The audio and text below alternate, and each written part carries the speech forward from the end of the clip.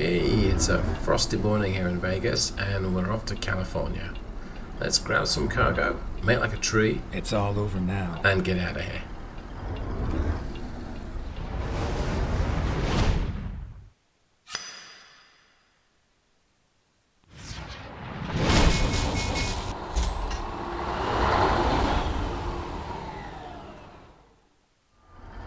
Well, as you can hopefully tell from the title of today's video, and indeed from the sound that this truck's making, Red Thunder, we're using the Zeemods Caterpillar 3408 today.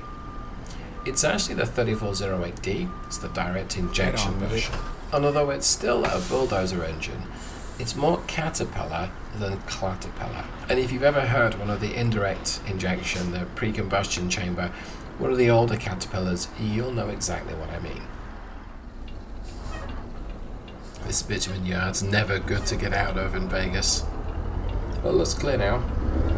Oh, Turn may have right. messed this up already. Not a good start. Okay, I'm clear. Alright, so a little bit more about this truck and this package I'm using today. So, we have a Caterpillar 3408D. It's the 450 horsepower version of this engine. It produces 450 horsepower, and it's actually slightly more, and 1460 foot-pounds of torque, but that's from an 18-litre V8. That is not a lot in the context of modern engines, but this engine is 40-something years old. It was introduced in the late 1970s and was phased out in the early 1980s. In its day, it was a powerful engine. Keep left. Matched by Turn the left. Cummins KT, a slightly larger 19-litre inline 6.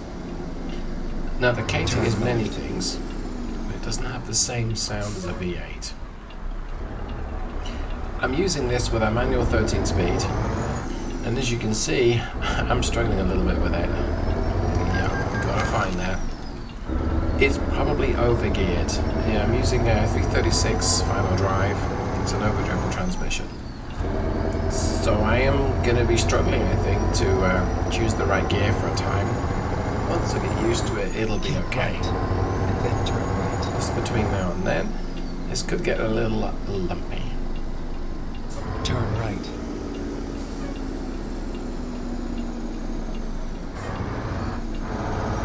Yep, he goes and downshifts way too early.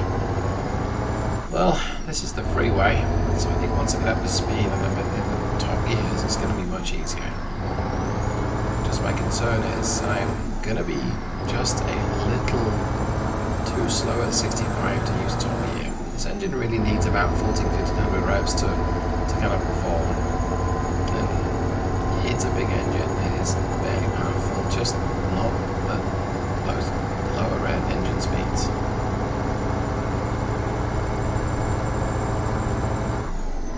Still sounds nice. Just like a V8. Well, I may not like the fuel bells to do with this run. I dare say a fairly low tune big engine is not going to be great on mileage, and that's why I chose to the gearing. I think it's going to backfire. I mean, I am nowhere near using 8 high. Well, 8 low, let's see. Yeah, it's okay with 8 low, but I don't think it's going to like 8 high. 65. Okay, so far. Alright, well, doesn't seem too. That nagging suspicion that we're going to lose speed as soon as we come to a tiny uphill gradient is ever present. Well, hopefully everyone's doing well. I think since the last video I have made a change to my gaming machine. I had been using a wireless gaming headset. I'm not really a fan of the whole gaming thing. Or to be fair, wireless. Because in my experience, wireless is great until it doesn't work, and it can be a veritable nightmare to fix. As was the case with the headset I was using. I just couldn't get it to work properly.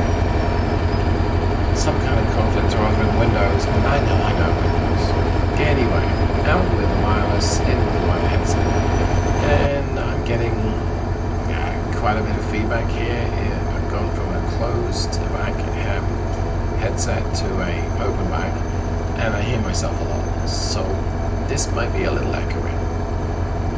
Hopefully it's bearable, but I mean, please leave me a comment if it sounds as awful as it seems to me. It does do fairly well at muting key clicks, and that's always a good thing, because I'm here working the controls and that, know what I mean? Folks.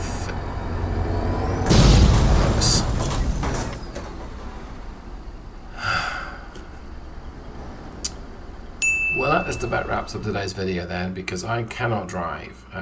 It's not the first time I've done that, heading into California from Vegas. It probably won't be the last. Yeah, I got not much else to say there. Thanks so much for watching. I'll see you in the next one. Goodbye.